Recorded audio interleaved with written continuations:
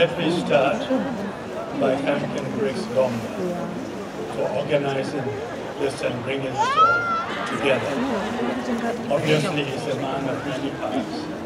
He's not only a good organizer, he's also a good singer.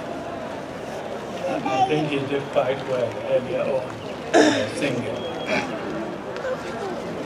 Was he wise? Salibonanani. Africa has been through a series of momentous changes. First came decolonization, then came the second wave, too often marked by tyranny and economic stagnation.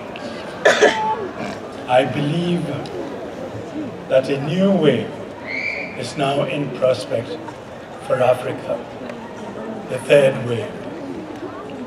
Let us make this third wave one of lasting peace, based on democracy, human rights, and sustainable development.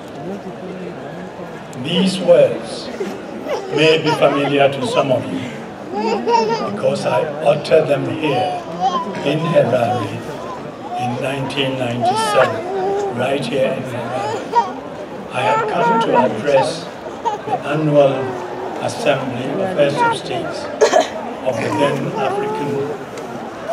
Organization of African Union as a new Secretary General. In fact, that was perhaps one of my first outings out of New York as Secretary General, was to come here to Harare.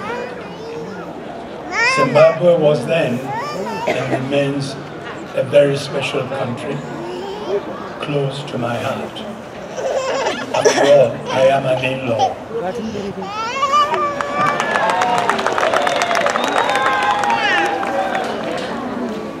But after I delivered that speech 20 years ago, Zimbabwe fell under more and more authoritarian rule. The population's human rights were increasingly denied. Elections were marred by intimidation and violence. Zimbabwe's economy shrunk by half, and it lost its status as the breadbasket of Africa, which I hope we will get back. It stopped attracting talent and capital from all over the world. Instead, millions and millions of people, including young and talented people, left the country, fleeing growing repression and poverty. In other words, rather than embodying the third wave I was calling for, Zimbabwe got stuck in the second wave.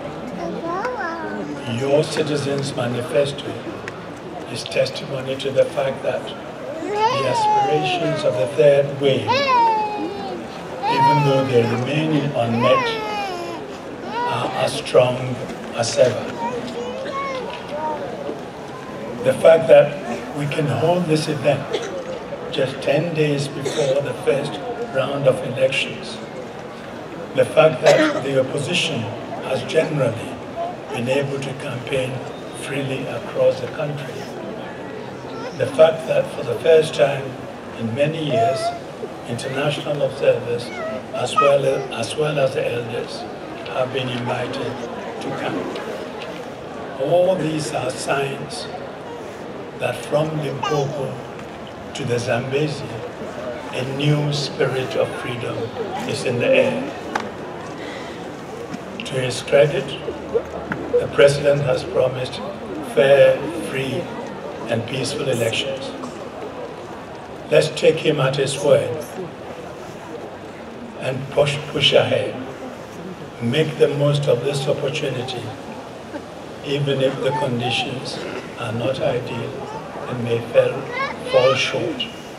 The country is at crossroads, and your participation and your role is important in determining which direction the country turns. One of the things I like about your manifesto is that it stresses the importance of active participation by citizens of this country. Too often on our continent, we have put our hopes in one man.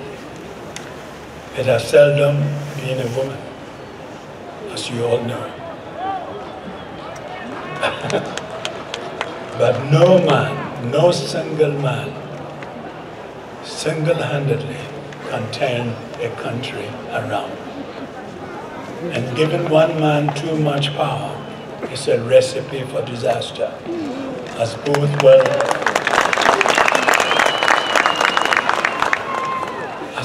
world and African history can testify.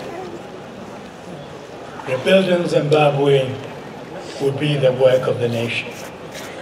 A nation made up of not just politicians, but also of professionals, of traders, students, workers, a nation of men and women like you. Politics is too important to be left to the politicians. Democracy is about ensuring constant participation and consultation of the people, and not just once every 5 years when we need their votes. Yes, it is about elections, to be sure, and I urge all of you to vote on 30 July to make your voices count.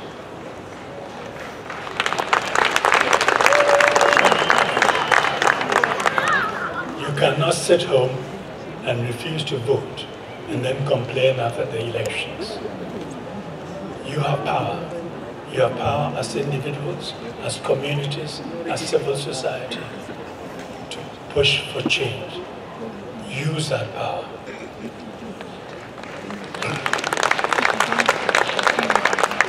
Tweeting and posting are not enough. You have to go to vote. But the elections will just be the starting point, a starting point of a long process of national renewal, which will require the energy and complete social mobilization of society. For democracy to thrive, a country needs not just elections, but also the separation of powers, the rule of law, respect for the Constitution, and enjoyment of fundamental freedoms. This manifesto is a meritorious example of citizens taking the initiative. It is doubly praiseworthy that it started even before the transition of 2017 began. I've always said that if leaders fail to lead, the people could lead and make them follow. Again, as people, you have power. We, the elders, have come to support you today. The elders are an independent group of global leaders who promote peace and human rights. We were brought together by Nelson Mandela, our favorite Madiba, whose memory we just celebrated in South Africa. The elders have come to support the people of Zimbabwe as you try to navigate your way to a better tomorrow, free from want and free from fear. We must remember that all healthy democratic societies are built on 3 pillars. First is peace and security. Second is sustainable and inclusive development. And the third is human rights and the rule of law. And we should remember that these pillars are interconnected and interdependent. For there can be no long-term security without development, and there can be no long-term development without security. And no society can long prosper without respect for rule of law and human rights. I urge you to make sure that my speech from 1997 will not be as relevant in 20 years' time as it is today. The third wave is on the horizon. We can all feel the swell, and I feel the excitement in the city. Let's catch the wave and move forward. Thank you very much.